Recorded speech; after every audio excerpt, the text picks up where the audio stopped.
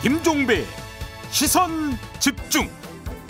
여러분 안녕하십니까, 김종배입니다. 모레부터 실내 마스크 착용이 의무에서 권고로 바뀌게 됩니다. 코로나가 유행한 지 3년여 만에 마음 놓고 마스크를 벗을 수 있게 된 것을 두고 많은 사람들이 환영하는 분위기이지만 일각에서는 너무 이런 거 아니냐, 이런 우려의 목소리도 나오고 있다고 하는데요. 시선집중 토요일 코너 토닥토담에서는 코로나 팬데믹의 상징과도 같은 마스크 착용의 자율화가 가져올 사회상의 변화에 대해서 자세히 짚어보겠습니다. 1월 28일 토요일 김종배의 시선집중, 광고 듣고 시작합니다.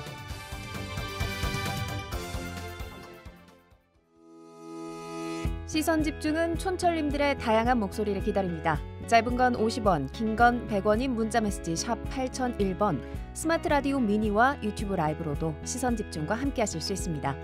믿고 듣는 진품시사 김종배의 시선집중. 아침을 깨우는 이슈 한 편 같이 들으실래요?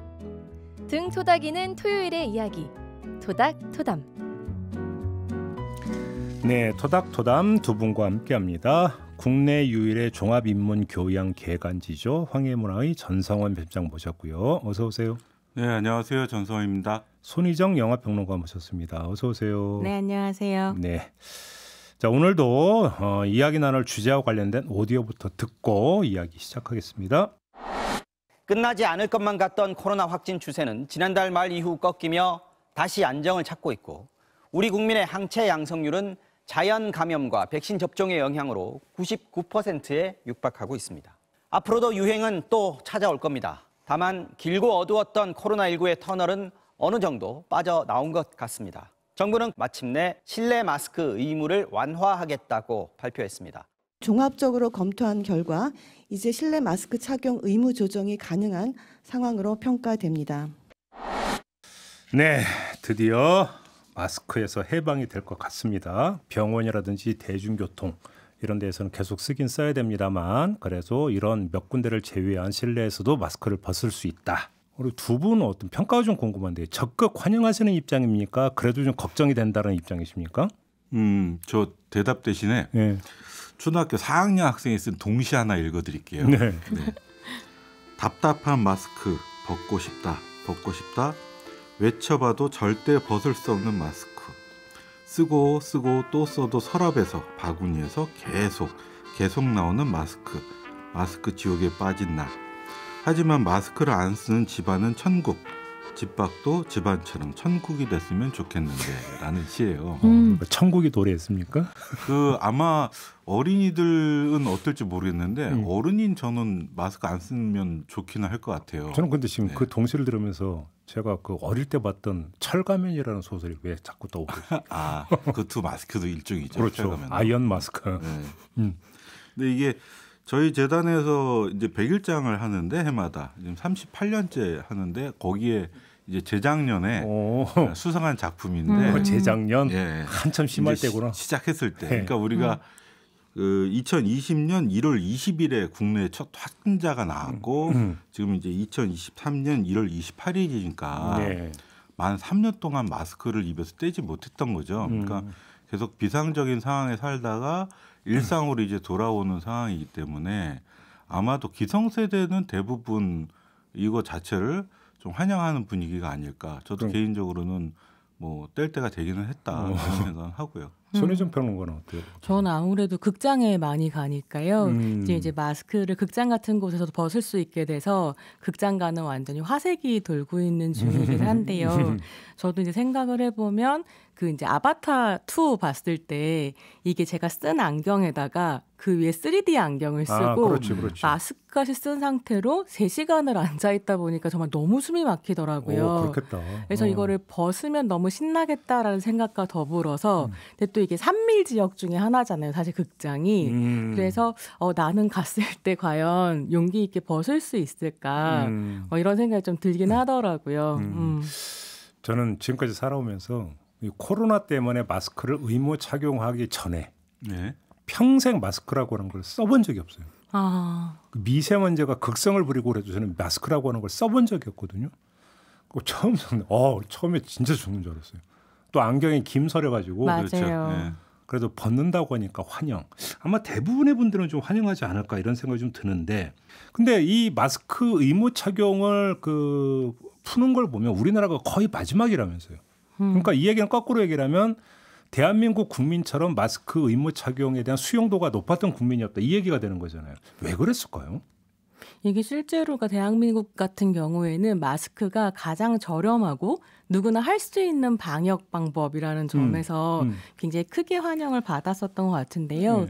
돌이켜보면 뭐 JB는 마스크를 써본 적이 없다고 하셨지만 한국 사람들은 마스크에 꽤 익숙한 문화였었던 것 같기는 해요. 겨울에 많이 쓰고 다니는 거죠. 춥기도 하고 미세먼지도 있고, 특히 저는 대학 강의하면서 이제 그런 경험 많았는데요. 그러니까 그 코로나 전에도 여학생들이 그렇게 마스크를 쓰고 수업에 들어왔었거든요. 코로나 전에? 네, 그래서 왜요?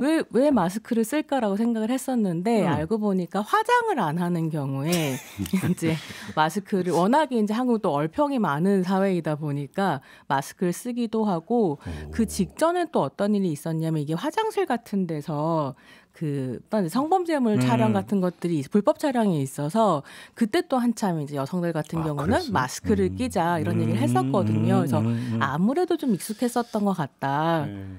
그러고 보니까 제가 약간 정정할 건 있다. 마스크는 아니고 대학교 다닐 때 이제 그 손수건으로 얼굴을 가린 적은 있고. 사실 그래서 제가 마스크를 생각해 보니까요. 그 코로나 직전에 어떤 일들이 있었냐면 대한항공 집회라거나 아니면 2대 미래라이프 반대 집회 같은 경우에도 마스크를 맞아요. 굉장히 열심히 썼었고 그러니까 체증을 막기 위해서도 있었지만 요즘엔 또 그렇게 해서 사진이 찍히면 온라인에 올라가서 엄청나게 성희롱을 당하기도 해서 이제 마스크를 쓴다, 이런 이야기도 있었죠. 근데 서구 같은 경우는 마스크에 대한 인식이 그렇게 안 좋다면서요. 무슨 범죄자들이나 끼는 거 이런 걸 갖고 초기에 상당히 이제 반발 있고 거부감 있다는 그 뉴스 많이 나왔었거든요. 그 문화 차이라고 봐야 되는 건가요? 사실은 저는 그 문화 차이라기보다는 코로나 초창기에 사실 그들이 제조업이 없었잖아요. 그렇죠. 마스크가 없어서 독일의 경우에, 그러니까 2020년 10월이죠. 초창기예요. 이때 한 공영방송에서 유명한 저널리스트인데 알리스 슈바처라는 사람이 나와서 한국이란 나라만 제외하면 우리가 제일 잘하고 있다. 그러니까 한국 국민들은 모두 이 마스크를 쓰고 상자 속에 갇혀 살고 있지 않냐. 그러니까 우리는 자유를 누리면서도 나름대로 코로나 방역을 잘하고 있는 중이다라고 이야기를 했고, 그다음에 이제 당시에 프랑크푸르트 알게마이너라고 하는 유명한 일간지죠. 여기 특파원이 한국이 이런 거 할 수 있는 거는 국민의 개인 정보를 정부가 마음대로 통제할 수 있는 그런 권위주의 체제 국가이기 때문에 초기에 그런 얘기가 좀 있었죠. 그렇기 때문에 마스크 쓰라고 하면 다 썼다라고 하는데, 사실은 그 이면에 보면 그들이 마스크 수급이 안 됐던 것이 더 큰 게 아니냐. 프랑스의 경우에도 마스크 쓸 필요 없다 뭐 이런 식으로 얘기하면서 우리는 그걸 개인의 선택에 맡기겠다 했다가 결국에는 이른바 그 외부 출입 자체를 통제하는 록다운까지 가는 상황이 걸렸었잖아요. 그러니까 저는 우리가 그 메르스하고 사스 시절에 이미 뼈아프게 어떤 그 보건이 뚫린 적이 있었기 때문에 그런 경험을 통해서 국민하고 보건당국하고 당시에 나름의 신뢰관계가 있었기 때문에, 그리고 아까 앞서서 이제 소윤정 선생님도 얘기했지만 우리가 마스크가 그렇게 어색한 나라는 또 아니잖아요. 예.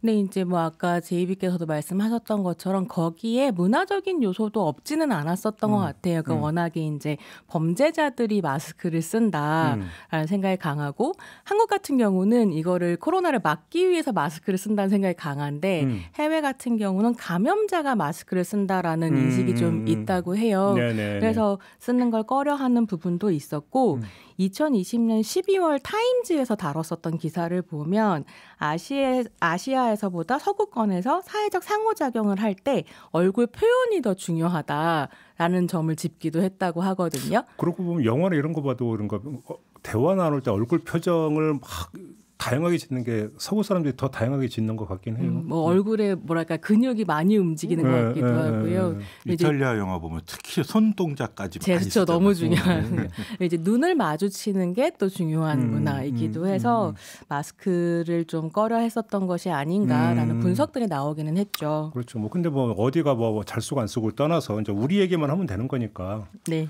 근데 아무튼 3년이잖아요. 마스크 의무 장려 사실상 거의 이제 3년 가까이 된 건데 3년 동안 뭐가 바뀌었을까요? 우리 일상 문화에서 체감하시는 바가 있습니까? 굉장히 크게 체감들 하시지 않았어요? 어떤 게 가장 크게 다가왔어요? 일단은 그러니까 그 신조어가 나온 건 알아요. 마기꾼, 네. 마해자. 그죠? 저는 너무 깜짝 놀랐는데요. 이게 마기꾼이 이제 마스크 사기꾼, 네, 준말이고 마해자는 마스크 피해자의 준말인데. 네. 이게 뭐 참 말도 잘 지어내. 마스크로 얼굴을 가리고 눈만 예쁘게 보이다가 마스크를 벗었더니 사기였다라는 식의 이야기라거나 뭐 이런 게 나온다는 게 진짜 한국은 외모 평가를 많이 하는구나 이런 생각이 들었는데요. 이 외모랑 관련해서 생각해 보면 저는 이제 뭐가 달라졌을까 생각해 보니까 확실히 주변에 여자친구들 같은 경우에 화장품 구매 비용이 그랬다면서요? 매우 떨어졌다라고 하더라고요. 저 같은 경우는 화장을 안 하기 때문에 별 차이가 없었는데 꽤 달라지고 특히 이제 회사 생활하는 친구들 같은 경우에는 화장이 예의라고 배웠기 때문에 사회생활 시작할 때 요거 안 하는 게 힘들었는데 굉장히 편해졌다 이렇게 얘기를 하기도 하더라고요. 네. 요거 좀 달라진 것 같다라는 생각이 들었고요. 그렇죠. 의무 착용 이제 해제 나오니까 가장 반색하는 곳이 화장품 업계다 이런 뭐 뉴스가 지금 나올 정도니까. 저는 깜짝 놀랐던 게 치과들도 지금 되게 신이 났더라고요. 왜요? 마스크를 벗으면 치열이 보입니다라는 광고가 뭐 치열과 뭐 노란미를 하얗게 뭐 이런 것들. 근데 말 된다. 그러니까. 그렇죠. 예. 이빨이 웃지를 못하겠네요. 그러니까 마스크 의무 착용 해제에 따라서 바로 마케팅에 들어간 쪽이 어딘가. 여기를 보면 역으로 마스크 의무 착용 기간에 어떤 일이 있었는가를 역으로 이제 추적할 수 있다 이런 얘기가 나는 거잖아요. 네. 결국은 얼굴 생김새가 가장 먼저입니까? 이렇게 되어버리면 그럼 이건 어떻게 보세요? 사실은 어린이 같은 경우는 언어 발달에 상당히 장애가 있다 이런 얘기가 좀 많이 나왔었잖아요. 그렇죠. 교육계에서 실제로 그래요? 어떻습니까? 2021년에 서울 경기 지역 국공립 어린이집 원장 및 교사를 대상으로 설문조사를 한 적이 있어요. 네. 근데 응답자의 74.9%가 마스크 사용 때문에 영유아 아이들의 언어 발달이 더뎌지고 있다. 그런 게 그렇게 느껴진다라고 응답을 했는데 사실은 우리가 언어를 배우는 과정에서 서로 입모양을 이렇게 읽어서 그런가요? 그러니까 우리는 무의식적으로 그걸 따라서 하게 되는 거죠. 영유아들은 부모의 입모양을 보고 저렇게 입을 벌리면 이런 소리가 나는구나라는 걸 무의식적으로 학습을 하는데 이제 되게 어린이집 가는 정도 되는 아이들은 이제 갓 말문이 튀었거나 그렇죠. 이제 말이 막 늘고 있을 때인데 그렇지. 그들이 이제 감염 때문에 마스크를 쓰니까 그런 것들이 잘 안 되는 거죠. 그 외에도 사실은 교육 현장에서 마스크 때문에 답답한 일은 굉장히 많죠. 그러니까 직접 대면으로 수업을 하게 되는 간혹 이제 중간에 그런 게 허용됐던 때에 만나서 보면 눈밖에 안 보이는 거잖아요. 그러니까 이 친구가 내 강의를 정말 즐겁게 듣고 있는 건지 짜증나고 듣고 있는 건지 뭐라고 있는 건지 피드백이 안 오는 거예요. 그런 것들이 아마도 모든 것에 영향을 주지 않았을까? 교육에는 특히나 그런 생각이 들더라고요. 근데 이제 그렇게 뭐 마스크 때문에 언어 발달이 늦어진다 이런 얘기가 많이 나오니까 또 팩트 체크하는 뉴스들도 쏟아지고 있는데요. 팩트 체크하는 뉴스들을 보면 이게 학계 안에서도 아직 내용이 확정되지 않은 것 같아요. 이게 3년밖에 안 됐으니까 짧은 기간이기도 해서 뭐 현격하게 져야 된다라는 입장도 있고 그렇지 않다. 뭐 1, 2년 정도는 금방 따라잡을 수 있다라는 입장도 있는 것 같고요. 네네. 근데 저 같은 경우에는 안경을 쓰니까 안경 벗으면 귀도 안 들린다는 느낌이 들 때가 있거든요. 예, 그 어떤 의미인지 잘 알아요. 그래서 제 생각에는 영향이 있지 않을까 싶기는 한데요. 근데 언어 발달에 장애가 있느냐 없느냐의 문제를 떠나서 조금 전에 했던 얘기를 보면 역으로 이런 현상이 좀 나오는 것 같은데 우리가 보통 이제 가면 사회라고 하는 표현을 많이 쓰잖아요. 네. 그렇죠? 그러니까 뭔가 자신을 숨기고 겉으로 보여주는 모습과 내면의 모습이 그러니까 뭔가 괴리되어 있고 그래서 뭔가 좀 위선적인 모습을 보이고 그렇죠. 가면 사회라는 표현을 쓰는데 그럼 마스크를 쓰면 근데 우리가 좀 아까 우리가 그런 얘기 마스크를 쓰다 보니까 화장도 안 하게 되고 좀 더 자유로워지는 측면도 있었다고 얘기를 했잖아요. 예. 네. 역현상이라고 볼 수도 있는 거 아닙니까? 그렇게 놓고 본다면. 아니 그래서 보통 감정 노동 많이 하시는 서비스업 노동자 같은 경우에는 마스크 벗어야 된다는 것 자체가 너무 끔찍하다. 이미 스트레스다 이렇게 왜냐하면 얘기하시기도 감정의 하더라고요. 표정이 나오니까. 네, 그래서 뭐 말도 안 되는 요구를 하는 고객 앞에서 네. 사실 이때까지 좀 안전하게 마스크 뒤에 숨을 수 있었는데, 그렇죠. 아 이거 이제 표정 어떻게 하지? 뭐 이런 그렇죠. 식의 이제 고민들도 하시게 되는 것 같아요. 쉽게 그러니까 대놓고 썩소를 날릴 수도 없고 입을 뭔가 삐죽 내밀 수도 없는 건데 마스크를 쓰면 이제 그런 게 가능한 거죠. 자유로운 거잖아요. 그러니까. 근데 사실 일할 때 이거 되나요? 마스크 속으로는 썩소를 날리면서 눈으로는 웃기는 굉장히 힘들 것 같기도 한데요. 왜냐하면 눈만 그러니까 이 눈가에 어떤 근육만 움직이면 그 저게 썩소의 그러니까 저기 뭐 눈 움직임인지 우리는 다 할 수 있어요. 다 알 수 있어요 그거를? 난 모르겠던데. 다 할 수 있다고. 다 할 수 있다. 적응하면. 그러니까. 저는 이게 기성세대하고 조금 젊은 세대하고 차이가 있을 거라고 봐요. 기성세대는 뭐 제이비도 그렇고 저도 그렇고 마스크를 뭐 젊었을 때 뭐 이런저런 용도로 써본 적은 있었겠지만 이렇게 상시적으로 쓴 경험은 사실 처음이거든요. 없죠. 그러니까 우리 입장에서 이게 굉장히 불편하고 또 상대적으로 지금 연령대가 약간 이제 직장 상사에 이른 이제 연령대잖아요. 저희 세대가. 그러다 보니까 젊은 저희 부하 직원들 표정도 봐야 되고 또 학생과의 관계에서도 상대적으로 권력자의 관계에 있을 수밖에 없기 때문에 그런데 저희 딸 같은 경우에는 이제 저희 가족끼리 차를 타고 자가용 차를 타고 운전하고 안돼도 이제 마스크를 안 내리는 거예요. 네. 그 왜 너는 우리끼리 있는데 좀 편하게 마스크 벗고 가지? 그랬더니 그냥 쓰고 있는 게 편하대. 그리고 실제로 그 초등학생 아이들의 반응을 보면 잘 때도 쓰고 잘 수 있다. 자기는. 너무나 이게 익숙해져서 예. 네, 그렇게 이야기를 하고 그래서 한편으로는 이게 얼굴 속옷이 되지 않았나. 네. 이게 거의 꼭 갖춰 입어야 되는 것 중에 하나, 복식 중에 하나인 것처럼 받아들여지고 있구나. 그런 생각이 들더라고요. 그러니까 지금 오히려 이제 얘기하다 보니까 느껴지는 게 마스크 역설이라는 게 오히려 마스크가 일정하게 자유를 가져온 측면도 있다. 나를 보호해 주는 거죠, 진짜. 그러니까 이거 마스크 역설 아닙니까 사실? 따지고 보면. 그럴 수도 있을 것 같아요. 세수를 안 하거나 뭐 양치를 안 하고 외출하시는 경우는 잘 없겠지만 양치를 안 하고 외출을 했을 때도 대화 나누는데 두려움이 없다. 이런 게시물이 올라온 걸 보긴 했었거든요. 그러니까 그 얘기는 거꾸로 이야기를 하면 그 이전에 한국 사회가 얼마나 꾸밈을 중시하는 사회였는가가 이제 역으로 지금 드러난다라는 거죠. 그러니까 꾸밈이라는 게 나의 개성을 발현시키는 차원에서의 꾸밈이 아니라 남한테 맞추는 꾸밈. 그죠? 보여주는 거. 그렇죠. 보여주는 꾸밈. 여기에 어떤 뭐냐면 익숙해 있고 그렇게 이제 어떤 그 요구받는 어떤 그런 사회였는데 마스크 의무 착용이라고 하는 뜻하지 않은 계기가 일정하게 물론 완벽히는 아니지만 일정하게 거기서 해방될 수 있는 계기와 환경을 부여한 측면도 있다. 이렇게도 그러니까 긍정적인 측면에서 이렇게도 볼 수 있는 한편으로는 자유를 준 게 맞죠. 그러니까 우리 같은 경우에는 뭐 결혼식에 갈 때는 어떤 복식, 장례식에 갈 때는 어떤 복식, 직장 상사를 만날 때는 뭐 또 어떤 예법을 갖춰야 되고 하다부터 이제 차에 승차할 때 오너가 운전하는 차를 탈 때는 어디 타야 되고 그런 것들이 있잖아요. 여러 가지가 이제 남에게 맞추도록 되어 있기 때문에 눈치 문화가 고도로 발달해 있는데 그러니까.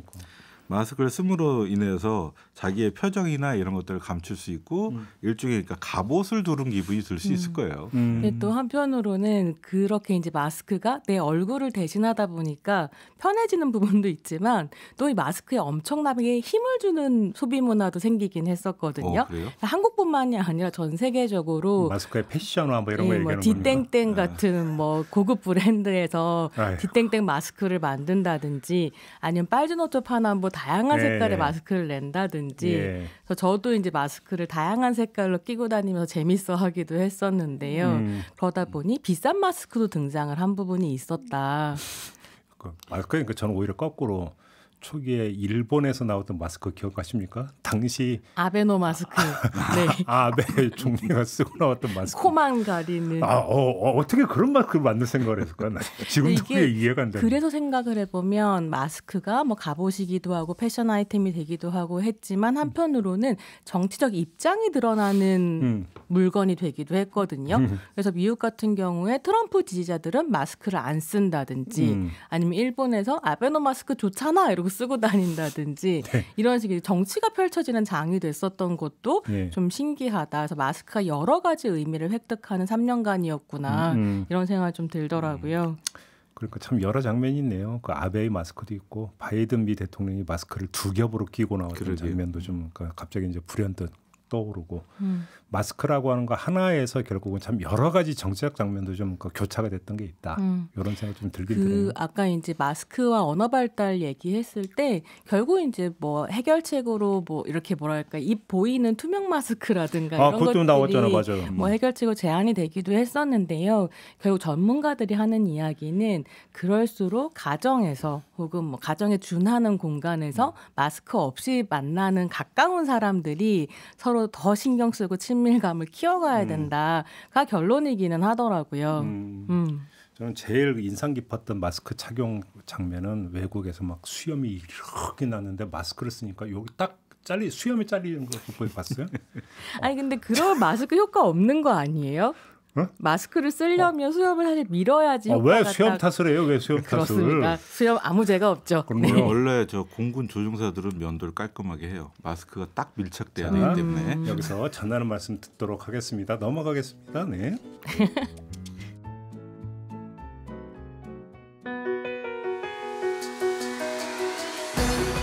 함께 가야 할 길을 묻습니다. 김종배의 시선 집중. 네, 시선 집중 토요일 코너 토닥토담 두 분과 함께하고 있습니다. 손희정 영화평론가, 전성원 황예문화 편집장 두 분과 함께하고 있는데요. 오늘의 주제는 바로 마스크 안 써도 되는 사회상 어떻게 될 것인가 이 얘기를 좀 하고 있는데요. 오늘도 영화 한 편을 감상하면서 이야기를 좀 더 구체적으로 풀어보도록 하겠습니다. 손희정 평론가께서 영화 올라오셨는데요. 어떤 영화입니까? 네, 오늘 진짜 영화 고르기 힘들었는데요. 네. 뭐 탈 마스크, 언어, 표정 이런 이제 키워드를 가지고 도대체 어떤 작품을 소개하면 좋아할까 고민을 했는데요. 감정을 명백한 대표 표정과 제스처를 가진 어떤 캐릭터들로 의인화하면서 감정에 대해서 이야기하는 작품이 있구나라고 귀신같이 떠올라서요. 그 작품을 가지고 왔습니다. 바로 2015년 디즈니 픽사 애니메이션인 인사이드 아웃인데요. 네. 10대 소녀 라일리의 뇌 속에서 라일리의 정서와 감정을 관장하는 뭐 기쁨이, 슬픔이, 까칠이, 소심이, 버럭이가 등장하는 이런 영화이고요. 네네. 마스크가 감정과 표정에 미친 영향에 대해서 이야기를 할 때 함께 보고 이야기 나누기 좋을 것 같아서 가지고 왔습니다. 알겠습니다. 한번 영화 스토리 듣고 이야기 이어가 보죠.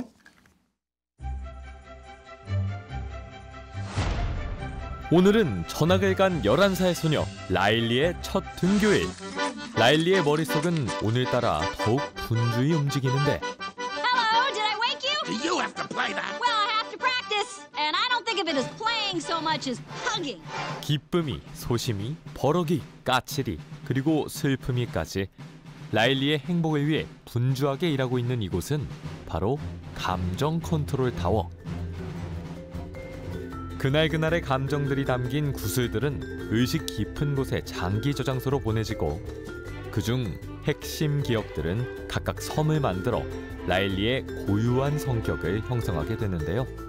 전학 첫날인 만큼 리더격인 기쁨이는 오늘 슬픔이에게 아무 일도 하지 말 것을 당부하며 준비를 마칩니다.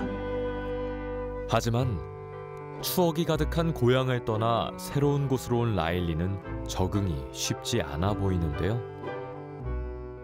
Or we did till I moved away. Hey, what gives? What? 급격한 감정 변화를 겪게 된 라일리의 머릿속. 우연한 실수로 기쁨이와 슬픔이가 본부를 이탈하고 기쁨이가 없는 감정 컨트롤 본부에는 비상 상황이 벌어지는데 성격을 형성하던 섬들이 하나둘 무너져가고 기쁨이는 슬픔이와 한시라도 빨리 복귀하려 해보지만 11년 동안 방대한 양의 기억들이 쌓인 미로 같은 머릿속. 돌아가는 길은 험난하기만 합니다.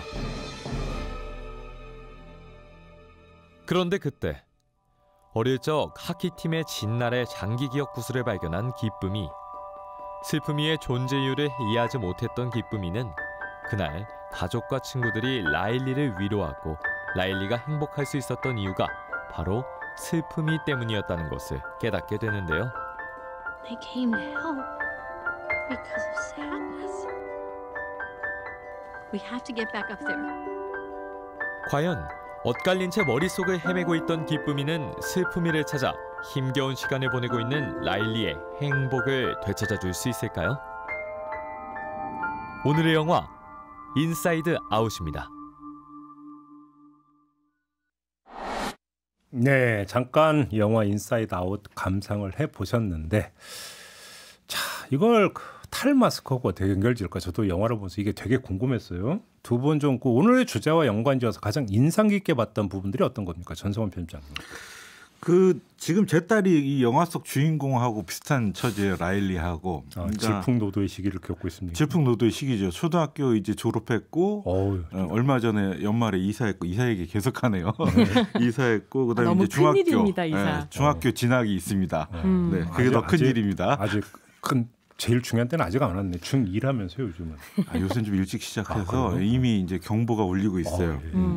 그래서 친구도 없는데 낯선 환경에 와서 이제 새로운 어떤 적응을 해야 되는 건데 그건 이제 지가 알아서 할 일이고 네.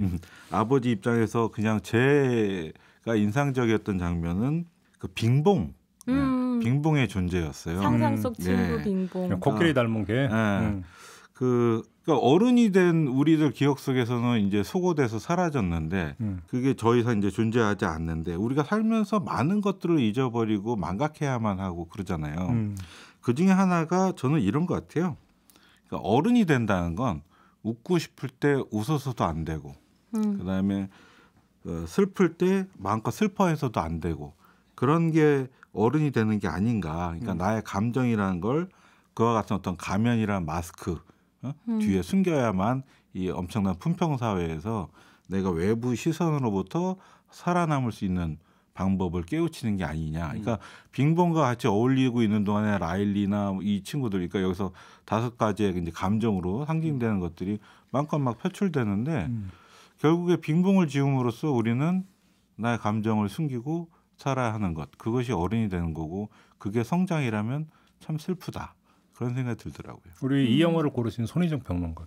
저는 지금 이제 편집장님 말씀하신 거를 들으면서는 저한테 그런 느낌을 줬었던 장면은 뭐였냐면 이게 이제 라일리가 기쁜 마음을 느끼면 노란색 기억공이 만들어지고 뭐 슬프면 파란색 기억공이 만들어지는데 굉장히 놀라운 장면이 라일리가 이제 어떤 식의 모험을 끝내고 성장을 딱 하는 순간에 노랗고 파란 공이 만들어지거든요. 그러니까 이게 감정이라는 게 어떤 한 면만 가지고 있는 게 아니라 굉장히 복잡하다. 그렇죠. 슬프면서 기쁠 수 있다. 맞아요. 이걸 알게 되는 게 성장하는 과정 아닐까 이런 생각을 했었는데요.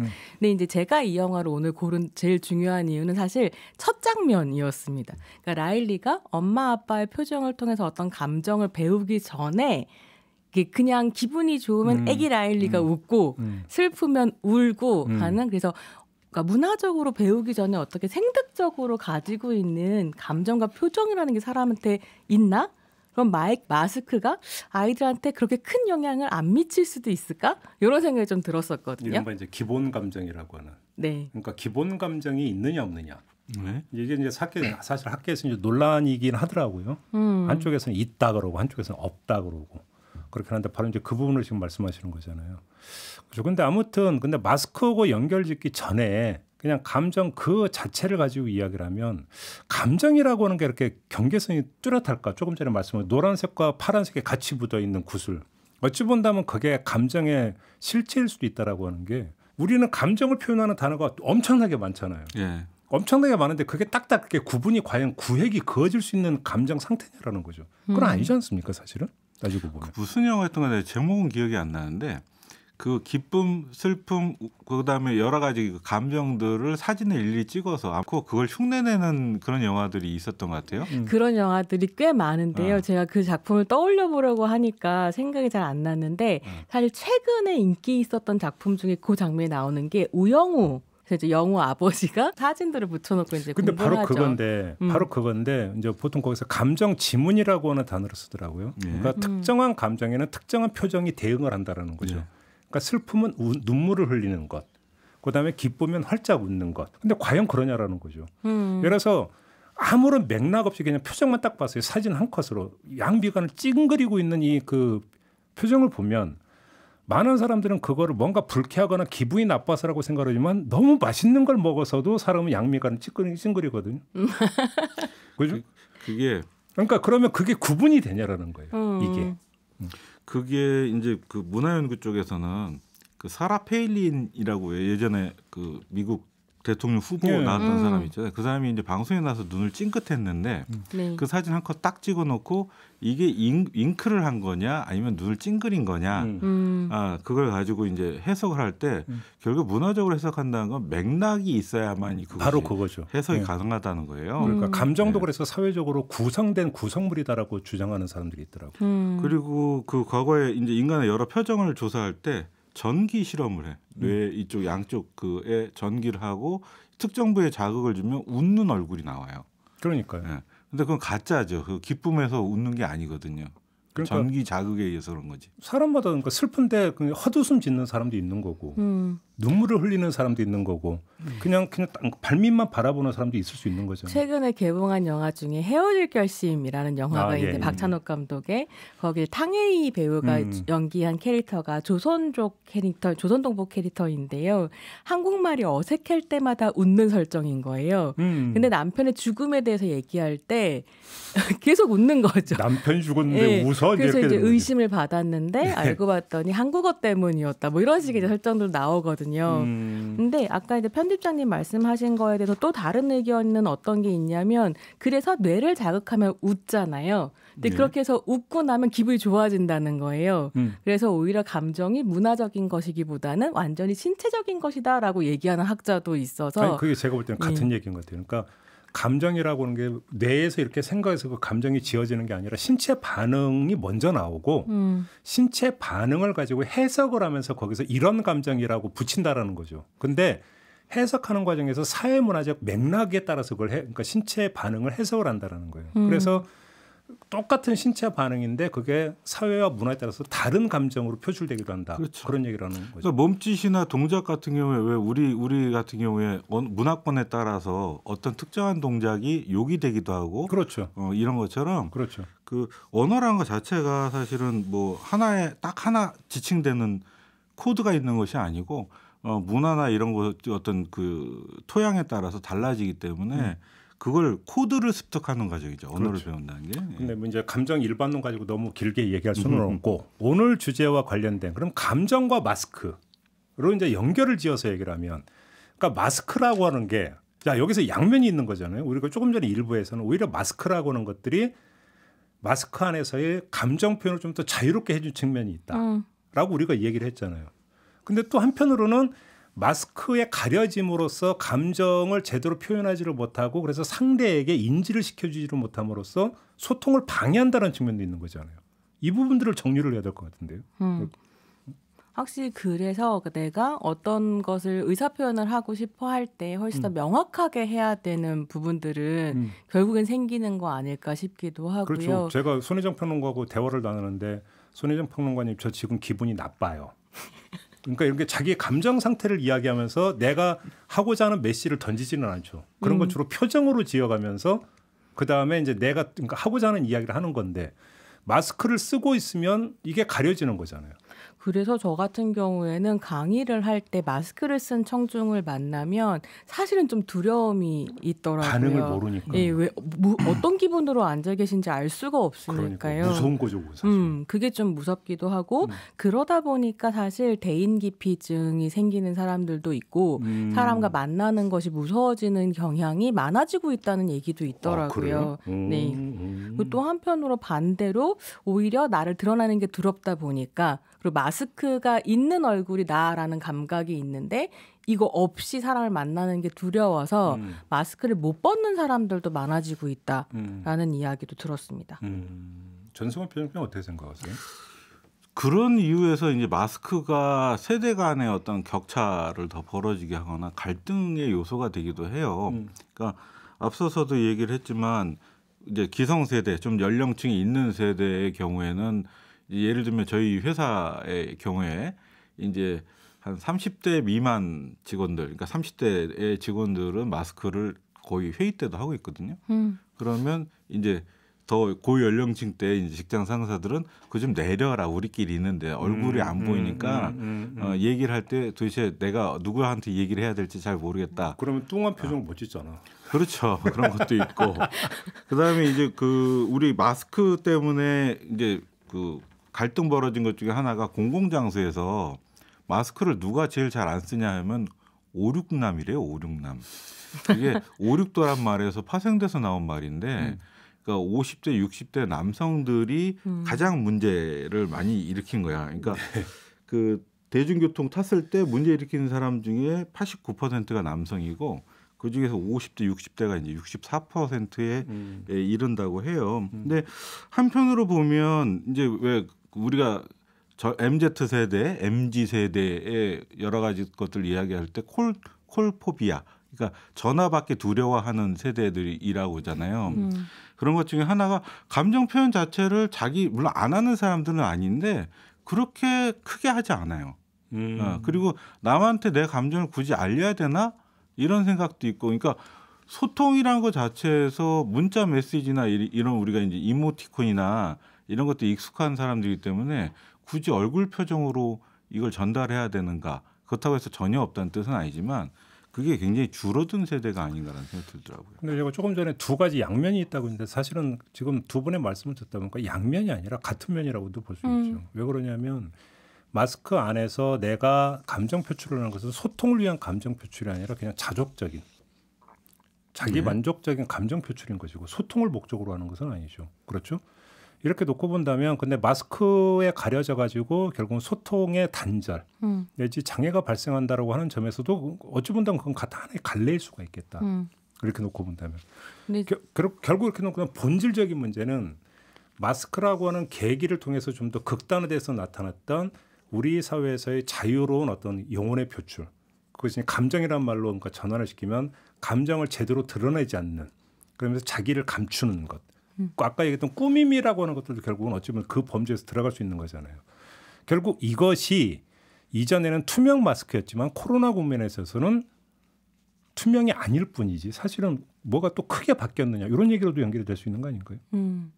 그래서 연결해서 이야기를 해보면 이게 어쨌거나 표정을 읽고 언어로 하지 않는 비언어적인 뭐 제스처의 의미라든가 이런 것들 파악하는 건 저는 한편으로는 생존을 위한 방법이라고 생각하거든요. 네, 맞아요. 이거 빨리 읽어야 지금 내가 이 말을 그만해야 될 땐가 빨리 이제 입을 닫고 저 인간이 지금 기분이 나쁜 거야? 별론 건가? 뭐 이런 것들 빨리 파악을 해야 이제 적응할 수 있으니까 그렇게 생각하면 마스크 때문에 아이들이 표정을 읽는 법을 못 배운다고 한다면 그 또래의 아이들은 다른 방식으로 이걸 읽는 법을 발달시키지는 않았을까? 언어 발달보다 이런 생각은 또 들기도 하네요. 그럴 수도 있겠네요.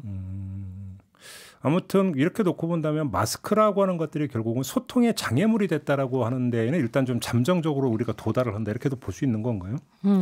저는 한편으로 이런 생각 들기는 해요. 그러니까 마스크가 아까 여러 가지 의미가 있었잖아요. 그 중에서 하나가 이제 우리 사회가 감정 표현에서도 양극단화가 일어나고 있는 게 아니냐 그런 생각이 드는데 한편으로는 마스크를 착용함으로써 타인과의 소통을 난 하고 싶지 않아라고 하는 거 드러내는 방식이 하나가 있고 또 하나는 우리가 이제 시위 현장이나 이런 데서 마스크를 쓴다든지 아니면 아까 소윤 선생님도 얘기했지만 뭐 무지개 마스크를 쓴다든지 아니면 특정 브랜드의 마스크를 착용한다든지 아니면 어떤 정치적 시위 비슷하게 이제 그런 마스크를 한다든지 하는 것들은 또 한편으로는 그러니까 한편은 소통을 차단한 사회에 대한 어떤 저항의 표시로서 마스크가 있고 한편으로는 소통을 하고 싶어하지 않는 의미로서의 마스크가 있고 그렇지 않냐라는 생각이 들더라고요. 그렇게 보니까 옛날 마스크가 떠오르는데 마스크에다 X자 이렇게 딱 까만 테이프 잡고 했던 거 기억나십니까? 침묵 시위하거나 이럴 때. 네. 그러니까 메시지를 그런 식으로 전달할 수도 있는 거죠.